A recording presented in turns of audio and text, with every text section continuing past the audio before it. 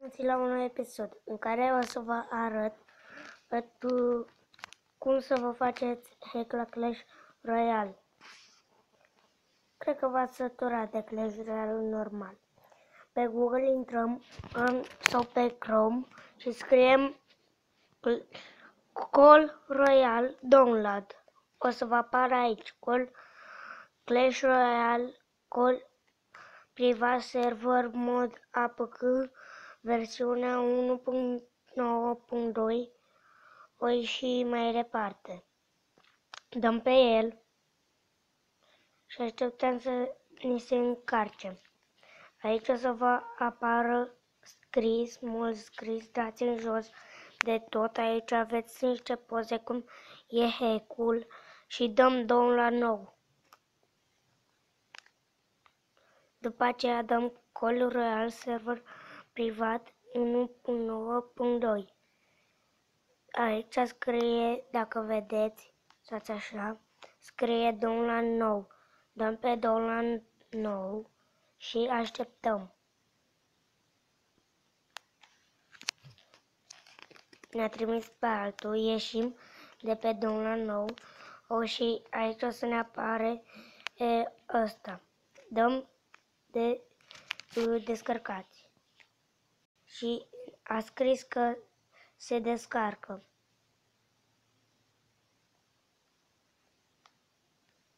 Acum așteptăm un pic să ni se descarce.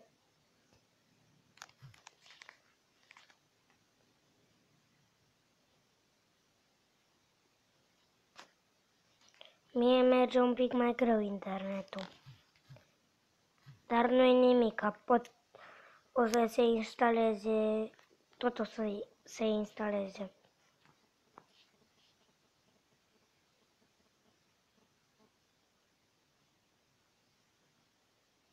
Mai puțin și e gata.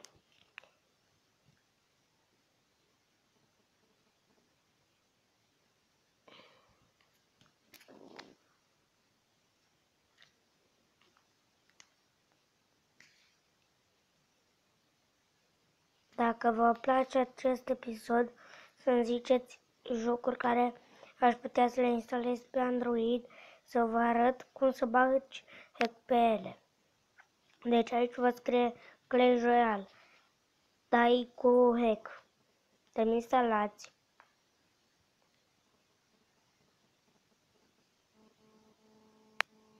Și așteptăm un pic să se instaleze.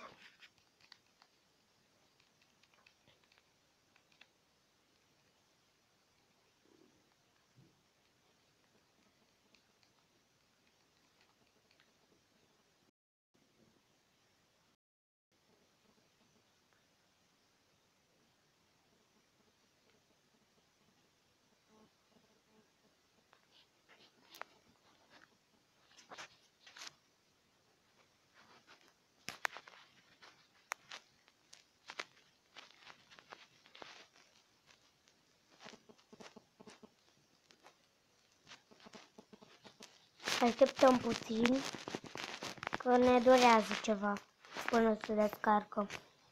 Că v-am zis, n-am net prea bun.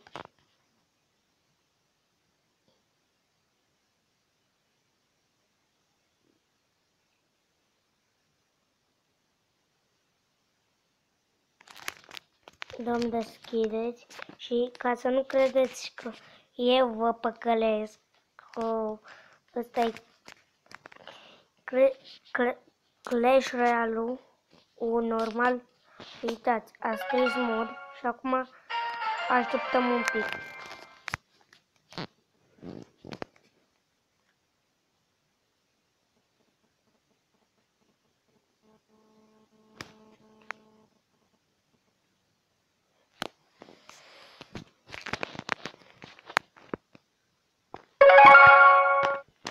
Acum se încarcă a doua oară.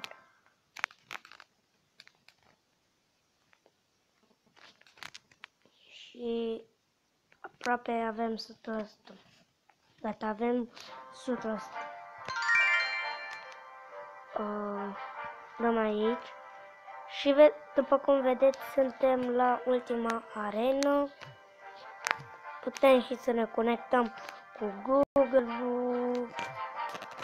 Da, suntem la ultima arenă, avem free chest-uri, astea, chest-urile astea,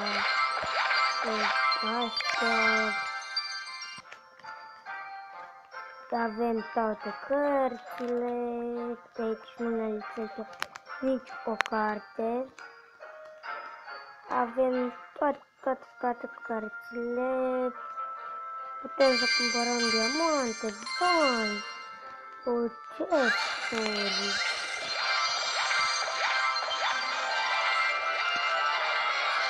Ați văzut și ne dă chest-ul ăsta, double chest, sau nu știu cum să numesc. Păi, domnul, și uitați, acum să fie bătălie între două legendare. Cred că e minorul. Nu, princesul e mai bun decât ăla. Putem și să ne luptăm aici. Uitați. Așa, să ne se încarce. Că v-am zis, netul prost și nu prea merge.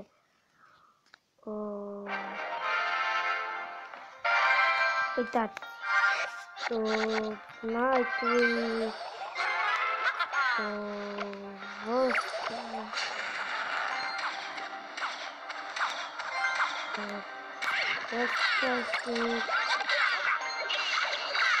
Deci avem și noua legendară, dacă observați.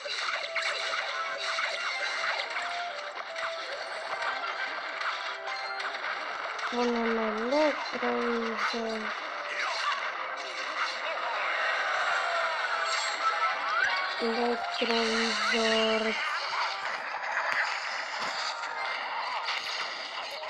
Cred că pierd. Da, pierd. Na, el are mai bune cărțile decât a mea. Cred că. Da, și avem toate cărțile. Night-ul, electrovizor, party, ce vreți și ce nu vreți.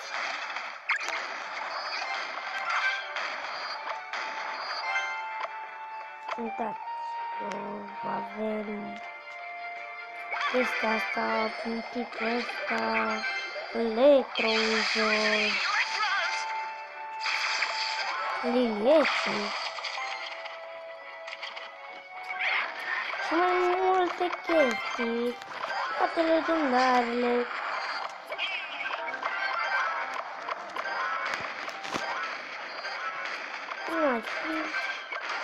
Vedeți cum noi pe aici, oricum, nu contează. Ați văzut că am pierdut, nu. Și uitați. Aici mi-arată că am câștigat. Și, o să vedeți, am toate cărțile. Lava Hunt, Inferno Dragon. Multe cărți. Tot banditul. Princesul. Așa avem toate cărțile. Graveyard-ul. Toate cărțile. Barbarian. Rachet. Cum se numește? Rachetier. Parcă. Da, și prinzărul ăsta e numai așa. Să te și tu. Sau cred. Să vezi și tu cum e. Dacă v-a plăcut acest episod, nu uitați să-mi dați un like, un share și cam asta a fost. Pa, pa!